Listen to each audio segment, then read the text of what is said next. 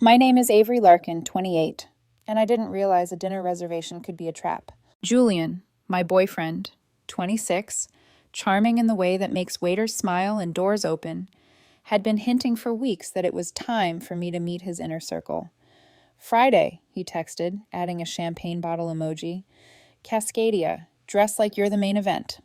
I laughed, sent back a black dress selfie, and pretended I didn't notice the phrasing. Main event. As if there were an audience waiting to applaud or boo. When I arrived, the table was already half alive. 5 men in soft jackets and watch-tan wrists, a halo of glass stems, and the amber tilt of a second bottle. Appetizers sweated on slate plates like they'd been interviewed and dismissed. Julian stood, the practiced gentleman, and kissed my cheek. Guys, this is Avery. His arm circled my waist, just long enough to feel like possession. Aves, this is the squad. Maddox, sharp hairline, sharper smile, looked me over the way you might appraise a car you can't afford yet. Shay lifted his chin in a hello that meant your turn to impress. Benji simply said, finally, like I was late to my own evaluation. We started a little early, Julian said. Hope you don't mind. Of course, I said, because women like me are trained to not mind. The table felt warm and carnivorous. When the server arrived, the men went grand. Lobster for Maddox, Wagyu for Shay, a bottle from the other list. I ordered something I could pronounce and sat inside the hush of their glances, curious, calculating. So, Avery, Maddox said, steepling, Julian says you're generous. The word hung there like the check already had a name. I'm a consultant, I said. I live decently, drive a perfectly paid-off Honda. I am generous with my time and emotional availability. I smiled. I can be funny under pressure. The laugh that came back had edges. They asked about my job, my apartment, my trajectory. I answered like it was normal to lay out my budget on linen. When the talk drifted, it drifted to money. Bonuses, point strategies, this month's hottest tasting menu. Twice, the server replaced our silver.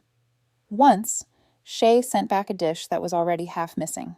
I kept waiting for the part where I got to be a person and not a ledger. Then the check came. The server placed this olive folder in the center of our circle. Nobody moved.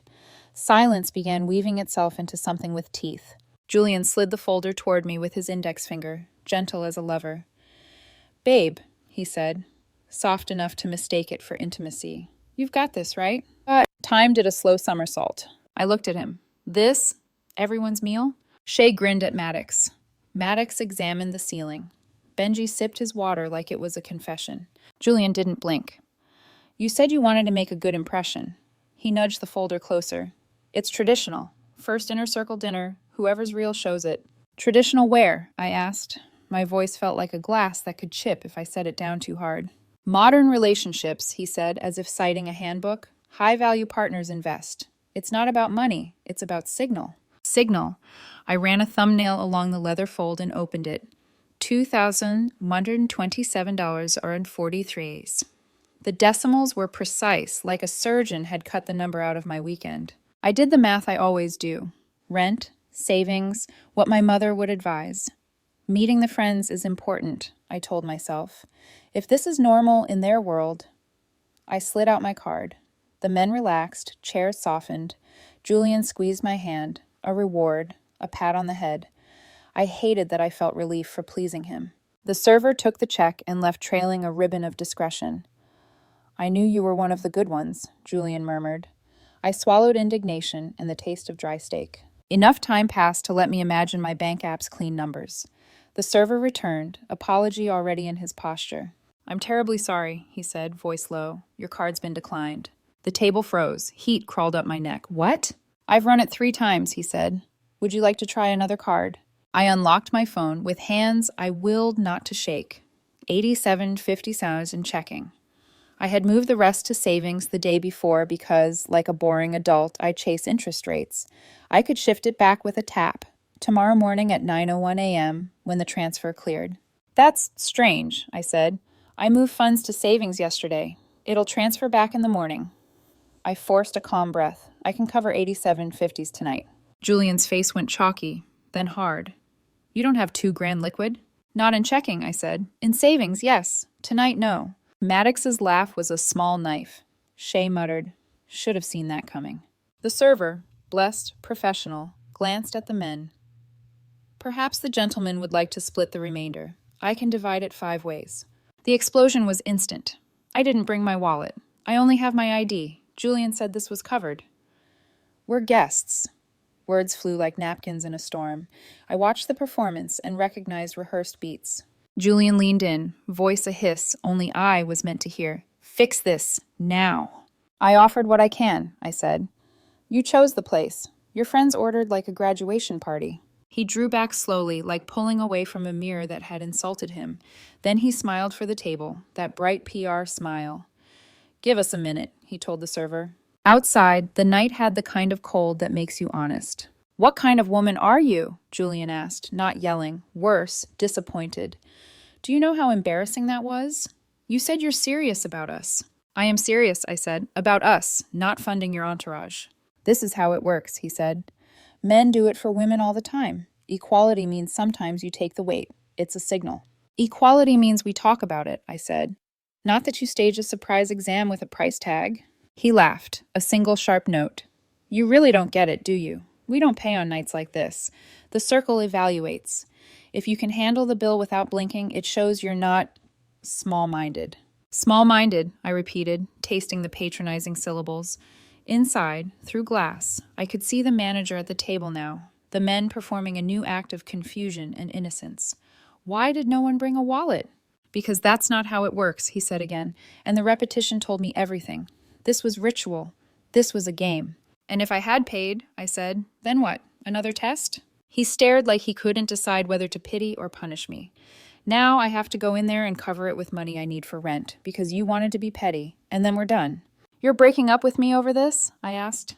"I'm breaking up with you because you're not partner enough for me." He turned and disappeared into the warm, curated light, leaving me with the bite of air and the hum of traffic and a woman in a black dress who had avoided a 2,127 lesson by 87.50 and an inconvenient savings transfer. I sat in my car and watched through the window as they argued, paid, postured.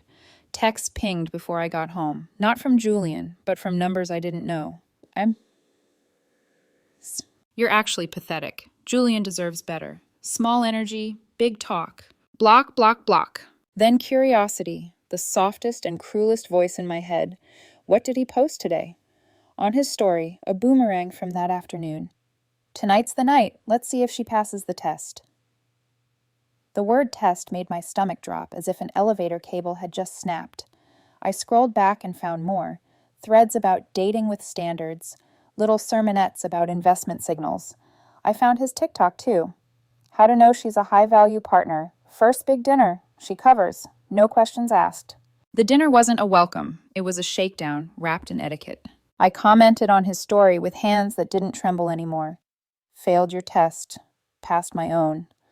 He blocked me in under an hour, as if that could erase what I now knew. 3 days later, a Venmo request slid across my phone. $354.57 from Julian. "My portion from Friday since you couldn't be a woman about it. Decline." Another request. Decline. Then a new text from a number I didn't recognize. "This is Mara. Pay Julian back now. You deliberately humiliated him. The least you can do is cover what he fronted." The text multiplied, then calls. 20 in an hour. Threats soft at first, then harder. "Would be a shame if your boss knew you play broke." Mara, his sister. That was the introduction. But something in the voice messages snagged. An intimacy in the pauses, a history in the breath. The word sister didn't fit the shape of the voice. A test, a mask, a voice with the wrong name. So I opened a new note on my phone and typed a title across the top, a promise to myself and a warning to anyone who might need it. The pattern. The night air felt like it had been sharpened and left out for me to walk into. Julian didn't raise his voice. He sculpted it. What kind of woman lets herself look cheap in front of people who matter? The way he said woman was a little sermon, a verdict wrapped in a compliment. I held my clutch against my ribs like a small shield. Inside, the restaurant breathed gold and linen. Out here, the asphalt smelled like rain that hadn't committed. What kind of man brings a date to a test she didn't consent to? It wasn't a test. He studied my face, searching for the line he could press. It was a chance to show we're real, to show you get it. Get what? I asked. That your friends are a subscription service and I forgot to set up autopay? A muscle in his jaw hopped. You tanked the vibe. Your friends arrived early, pre-ordered wine, inhaled appetizers, and interrogated my finances. That vibe was a pyramid scheme wearing a tie. He laughed once, flint on steel. Do you hear yourself? You want to be treated like an equal until it's time to step up. Then you hide behind a transfer pending. You want to be treated like a leader until it's time to communicate, I said. Then you hide behind tradition. The glass of the restaurant door caught his reflection, all angles and performance, as if he were rehearsing the role of disappointed boyfriend for a mirror. I'm going back in, he said. I'll pay it because someone has to be an adult, but we're done. Because I didn't pass your money obstacle course, I said. Because you don't understand investment. He turned the word like it had won arguments for him before. Then he vanished into the warm, curated light and left me in a parking lot where I had to decide whether to cry or think. I chose thinking. On the drive home, I let the humiliation boil down into something denser, something I could carry without spilling. My phone lay face up in the cup holder, lighting the car in soft pulses. By the time I reached my apartment, the first messages were waiting. Unknown numbers with the confidence of people who'd practiced cruelty into fluency. You embarrassed him. So broke you can't cover dinner? You're not ready for someone like Julian. Small energy, big talk. I blocked 3, muted 8, and stood in my tiny kitchen, staring at the square of city through my window. It was almost funny, the choreography, the test, the public disappointment, the pile on, almost. I poured water, didn't drink it, and opened Instagram. Julian's story gleamed at the top of my screen like a dare. Afternoon clip. A slow pan over cufflinks and a pocket square. Caption. Tonight's the night. Let's see if she passes the test. The word hit me different now. No subtlety, no camouflage. Later slide. Carousel of dating standards. Mini sermons reshared from accounts with royalty emojis in their bios. If they wanted to, they would. High value loves grand gestures. I scrolled further back and found his TikTok. He'd stitched some finance influencer and was nodding along like a metronome. First time you meet the inner circle, she covers, he said to the camera. No questions asked. That's a signal. That's investment. The comments were a war zone of facts king and this is why you're single. He had replied to a woman asking, do you warn her first? With, if she's the one, you don't have to. I made myself watch the 15-second clip again, not because I needed the content, but because I needed the confirmation. This wasn't an accident of it. My hands didn't shake anymore. I typed on his story, failed your test, passed my own. Then I set my phone down and let him be the one to block me, which he did within an hour, like it was penance. The next morning, the Venmo request arrived like a bill for an emotion I hadn't ordered. $354.77. Julian L. My portion from Friday. Since you couldn't be a woman about it. I rejected it. 10 minutes later, a new one. Same amount. New note. You owe me this. Don't play poor. Rejected. Another. It's not about the money. It's the principle. Rejected. At lunch, a new text. Unknown number. This is Mara. Pay Julian back now. You deliberately humiliated him. The least you can do is cover what he fronted. Mara. He'd mentioned a sister in passing once. I imagined someone with his cheekbones and temper, family loyalty, worn like a medal. I typed, no, sent. Her reply came instantly. Be careful, Avery. People notice who disrespects a good man. I put the phone down, breathed, and let the phrasing bother me. A good man, not my brother, not my family. A good man, like a role, like a marketing line. By evening, Mara's texts had multiplied into calls. 20 in an hour, voicemails that started smooth and got serrated. It's basic courtesy to make it right. We don't want to make this ugly. Would be a shame if people at your office thought you play broke to trap men. I saved them, all of them. Then I did something I do when work gets gnarly and the feeling of unfair sits in my throat like a stone. I made a list. Title, The Pattern. Friday, Cascadia dinner. Pre-ordered. Pre-gamed. Interrogation. Check pushed to me. Signal. Investment. My bank, $87 checking, rest and savings. Decline. Parking lot, breakup, we're done. You tank the vibe. Night, harassment texts from unknowns. Saturday morning, Julian's story, the test pre-advertised. TikTok, his doctrine of she covers, no questions asked. Sunday, first Venmo request. Monday, Mara begins, calls plus texts. Language, PR, not family. I added a second column labeled receipts and started filling it. Screenshots, timestamped story clips, the TikTok link, the Venmo notifications, the call logs, the voicemails.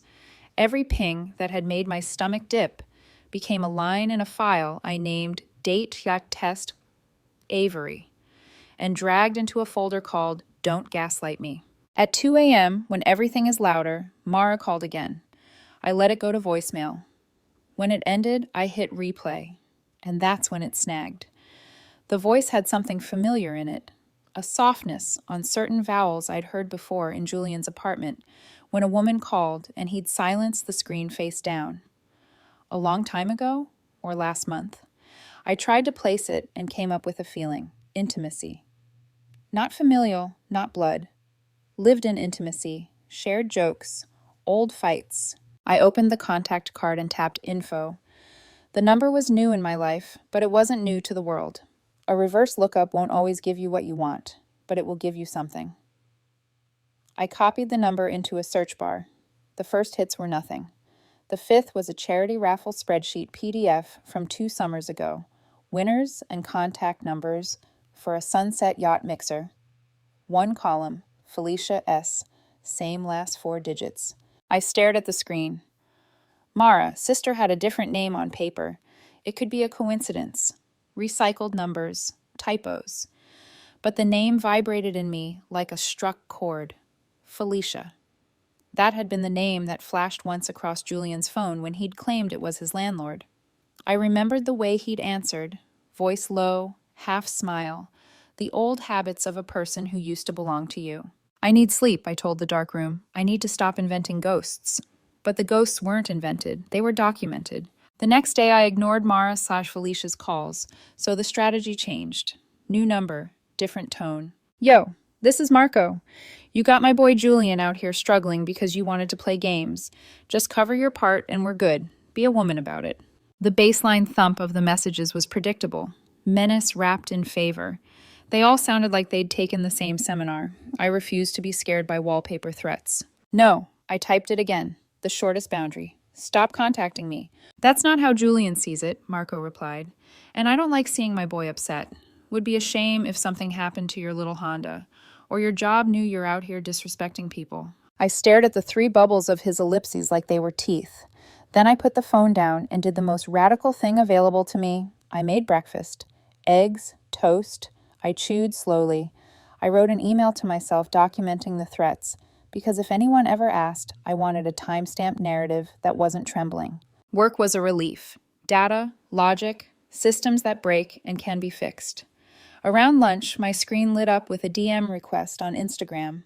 Hey, is this Avery? The profile picture was a woman with tired eyes and a sunlit dog. You don't know me, but I think Julian and his crew are running the same play they did on my friend last year. Something clicked in my bones. I accepted the request. I'm Bethany, she wrote. I used to date one of Julian's friends. I saw last night's story before he deleted it. I don't want to get in your business, but if you're dealing with a test, you're not the first. I breathed in through my teeth, the weird relief of not being crazy. What do you know? I typed. What can you prove? Screenshots, she replied. A group chat. Kings eat first. They coordinate these dinner tests. It gets girls to signal investment. If you don't pass, they label you low value. If you do, they keep you around for more. I've got names, dates, even a spreadsheet. The room went quiet around me, like the world had stepped out for a second to give me space to be furious. Send what you're comfortable sharing, I wrote. I won't dox anyone. I just want the pattern. Dots blinked. A zip file icon appeared. Blur names if you post. But yes, get this out. Guys deserve to know. So do women. I downloaded it but didn't open it yet. I looked at my Don't Gaslight Me folder and the neat parade of receipts inside. Then I looked at the new file like a door I could open or walk past. I thought about Mara's voice and Felicia's name, about Marco's borrowed bravado, about the way Julian's hand had squeezed mine when he thought I was about to perform the right kind of love. The next Venmo request buzzed, 354.57. Note, last chance before we make it ugly. I screenshotted it and added it to the folder. Then I opened Bethany's zip. The first image was a WhatsApp group header, Kings Eat First. The second was a message thread with a contact saved, as Jules, Friday, Cascadia, testing Avery. Bile rose and steadied. In one screenshot, someone had asked, if she balks, does Mara handle it? Jules replied with a laughing emoji and a heart. Mara always handles cleanup. The next line, Felicia is a beast. My phone buzzed again, Mara calling. I let it ring, then tapped play on her latest voicemail. She started smooth and nearly tripped on her own name. Avery. It's a pause, like she had to remember who she was today. Mara. The sound of it, like trying on a dress that didn't fit, pulled my mouth into a humorless smile. I hit call back, not to argue, but to test one thing. She didn't pick up. The voicemail greeting, though, was pure reflex, years-old muscle memory. Hi, it's a cough, a correction. Mara, leave a message. I didn't. I hung up, set the phone down gently so I wouldn't break it, and opened a blank page on my laptop. At the top I typed, datetestalert.com. Below it a sentence, this isn't revenge. This is a map. The cursor blinked like a metronome for my rage. Bethany's zip file spread across my laptop screen like crime scene photos. Each screenshot a piece of choreography I now recognized. Messages in Kings Eat First. Read like script notes. New one. Avery. Consultant. Honda girl. Decent paycheck but cautious. Cascadia Friday. Testing her generosity signal. Make sure Mara's on standby if she balks. Wagyu plus lobster. Push the total. Over $2,000 minimum. I scrolled faster, each line a needle, and then I found the one that made my stomach punch itself. She moves money to savings, acts like she's smart. Watch for excuses. If she hesitates, label her low value. My bank habits, my transfer, the very thing that had saved me from being bled dry. They'd been studying me. I leaned back, fingers steepled against my lips. They weren't just improvising. They'd been tracking targets like hunters. The spreadsheet Bethany included listed names, dates, amounts. June, the Oak Room, $1,745. August, Blue Ember, $2,320. October, Sky Bar, and $300. Beside each, one word in red, passed or failed. And next to mine, Cascadia, TBD. My chest tightened, TBD, as if my life was still up for vote in their little forum. The next call from Mara came while I stared at that word. I let it ring. I had enough now to test my theory. Instead, I pulled up the voicemail greeting again. Hi, it's cough. Mara, leave a message. Felicia, Julian's ex. The one he swore was just a chapter-long closed, now running interference for him like a loyal PR rep. I whispered her name into the empty room, tasting it. Felicia. It fit the voice, the pauses, the lived-in tone of someone who once whispered jokes across the same pillow. So Julian hadn't just kept his ex close. He'd enlisted her, rebranded her as a sister to hide the intimacy, and she was still running defense, still snarling into my inbox like a guard dog he didn't feed anymore. I texted her number. I know who you are. You're not his sister. Stop calling me. The read receipt popped up instantly. No reply, just silence, which told me I'd hit the mark. That evening, I opened my folder, Don't Gaslight Me, and laid everything out on digital corkboard. Julian's TikTok about she covers no questions asked. His Instagram story about the test. Cascadia bill photo I'd snapped. Venmo demands. Call logs. Mara Felicia voicemail. Now, Kings Eat First screenshots. The shape of it was undeniable. Not random cruelty. Not just one bad night. A pattern. A system. I called Bethany. Her voice cracked with relief that I believed her. You're not alone, she said. I thought I was crazy, but it's a scam. They recycle it every few months. Sometimes it's Julian, sometimes Maddox or Shay, but it's the same play. If the girl pays without flinching, they string her along. If she pushes back, they torch her reputation. How many women? I asked. She hesitated. I know of 23, in 2 years, at least. 23. I pressed the heel of my hand to my eye. That was more than a pattern. That was an industry. Bethany continued. Felicia's always been part of cleanup. She messages, intimidates, makes you doubt yourself. If you knew the fights she and Julian had when they were together. but she still protects him, like a cult. The word cult didn't feel wrong. Why hasn't anyone gone public? I asked. Shame, Bethany said simply. Who wants to admit they got fleeced for dinner? It's not illegal, just humiliating. And they bank on that silence. Not me. I wasn't going to be another silence. The next morning, I got a new text from Julian himself. You really going to play victim over a bill? That's weak, Avery. You could have shown me you're serious. Now you're just another failed test. Failed test.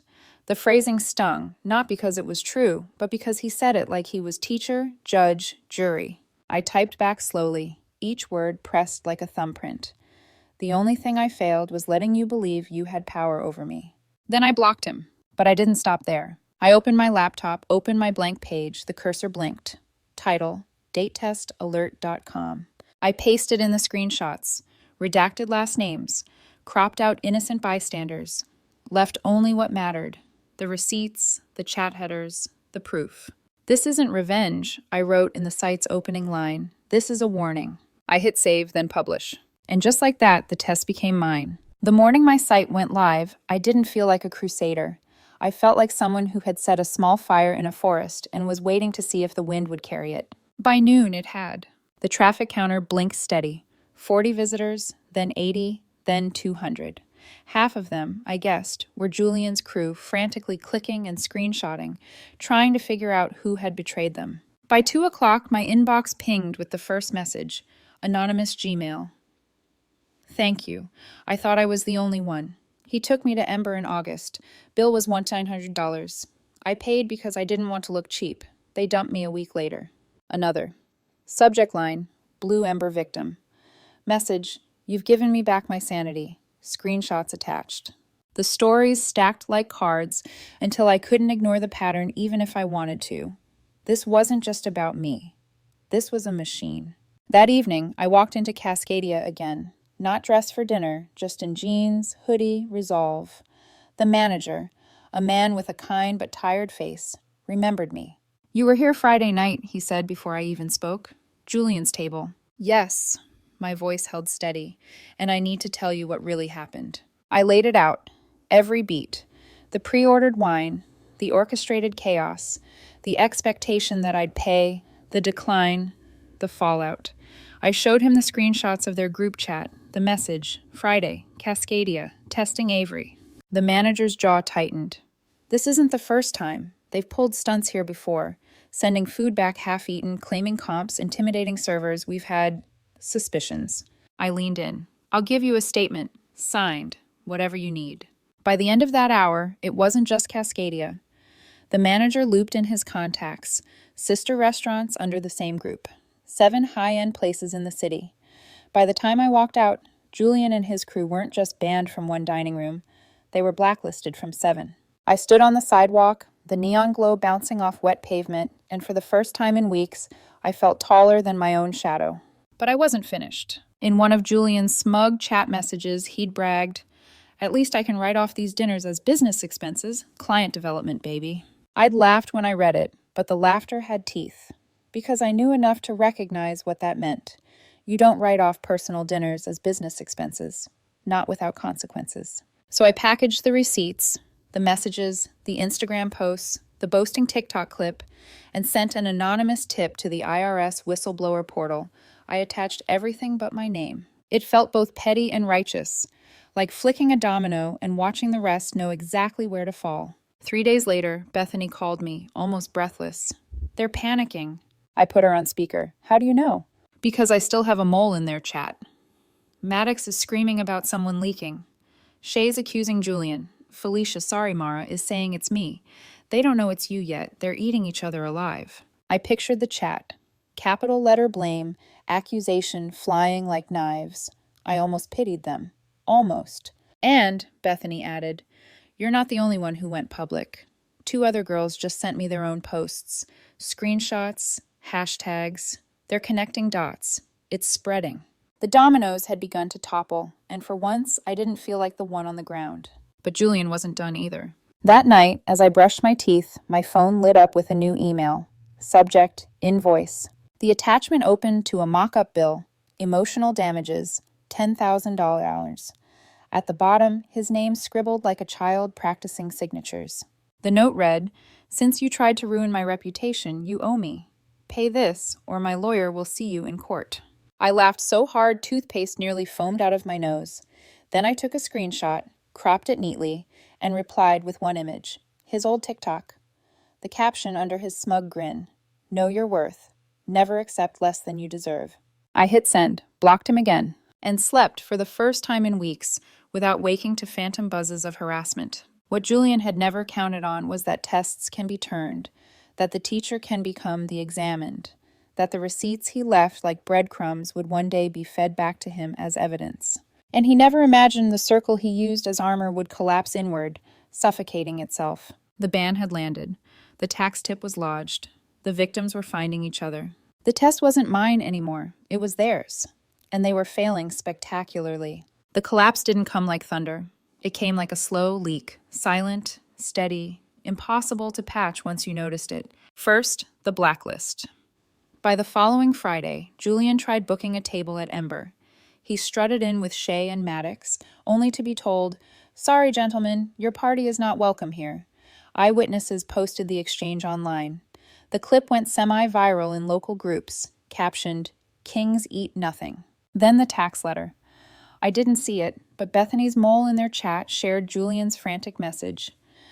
"IRS says I owe $200 plus penalties. Who snitched?" Maddox replied in all caps, "You did this to yourself, bro." That chat log leaked too. By Monday, half the city's dating subreddit had screenshots dissecting every word. Their "kings eat first" swagger became meme fuel. The paranoia was exquisite. Bethany called me, voice half laughter, half disbelief. They're tearing each other apart. Maddox says Shay was too obvious with receipts. Shay blames Julian for keeping records. Felicia, sorry Mara, screamed that someone hacked her phone. I imagined them pacing, swearing, kicking over chairs. A circle built on ego, collapsing into a pit of suspicion. They kicked Felicia out of the chat, Bethany said, accused her of leaking. I almost felt bad. Almost. 2 nights later, Felicia messaged me. No fake name this time, just Felicia S. "Avery," it began. "You don't know me like you think you do. I didn't leak. But I see what this has done. I'm sorry." I stared at the text. The same woman who had left 20 snarling voicemails, now typing in lowercase apologies. Was it real, or was it just survival instinct?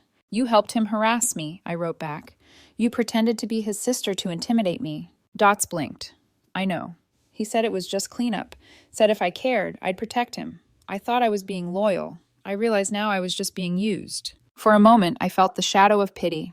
She wasn't innocent, but she was trapped in his orbit the same way I had been, only longer.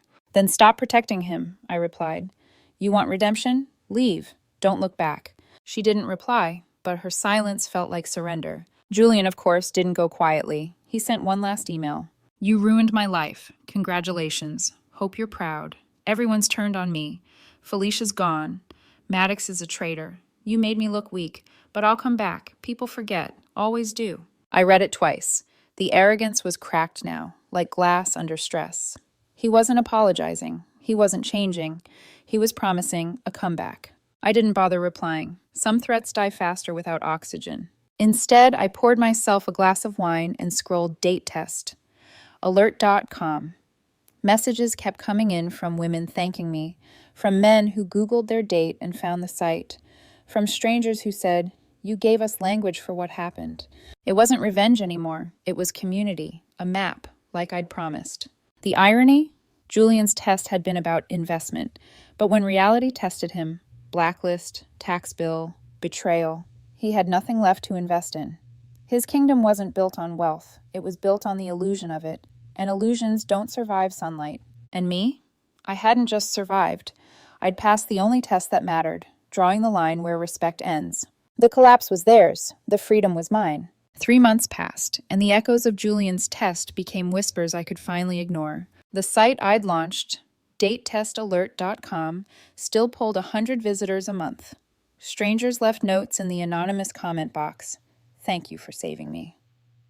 I thought it was just me. "Your story gave me the strength to walk away." I didn't answer most, but I read them all. Each one was proof that humiliation, once spoken out loud, loses its grip. As for Julian, word traveled fast in a city that feeds on gossip. He'd been turned down for 2 job interviews. The first after HR typed his name into Google, the second after the recruiter whispered, "We don't want that kind of PR." The IRS had sunk its teeth in too. $3,200 became $4,200 with penalties. Rumor said he sold his watches to cover it. Maddox vanished from social media. Shay tried rebranding as a dating coach, only to be instantly outed with old screenshots. And Felicia? She disappeared into silence, her Instagram wiped clean, her number deactivated. Their once loud circle had scattered like pigeons when the bread runs out. One afternoon, Bethany and I met at a cafe. 2 women who'd never have spoken if not for betrayal, now laughing over lattes. "You know what the best part is?" she asked. "What?" "They can't run the scam anymore. Restaurants compare notes. They've got a whole list now. Test table watch. If Julian or any of his friends' book managers flag it, they'll never eat free again." I laughed into my cup, the kind of laugh that shakes loose months of tension. My own life, though, it softened. I started dating again, cautiously. The first time a man offered to pay, I braced. Then he smiled and said, "Or we can split it, if you'd rather." I let out a breath I hadn't realized I was holding. "I'd rather split," I said. And it wasn't about the money, it was about partnership, about walking into something with clear eyes, no hidden tests, no unspoken contracts. That night, as we walked out side by side, I realized I wasn't carrying shame anymore. I was carrying knowledge, boundaries, proof that I could walk through fire and come out with my skin intact. The last time I saw Julian, he was at an Applebee's of all places. No cufflinks, no pocket square, just a frayed polo, a slouched posture, and a woman across from him. When the check came, I watched from my booth as she picked it up, laughed, and slid her card in the folder. He didn't argue, didn't posture, just let her pay. I almost pitied him, almost. But then I remembered the girl I was the night of Cascadia, the one staring at a $2,027 bill and thinking humiliation was the cost of belonging.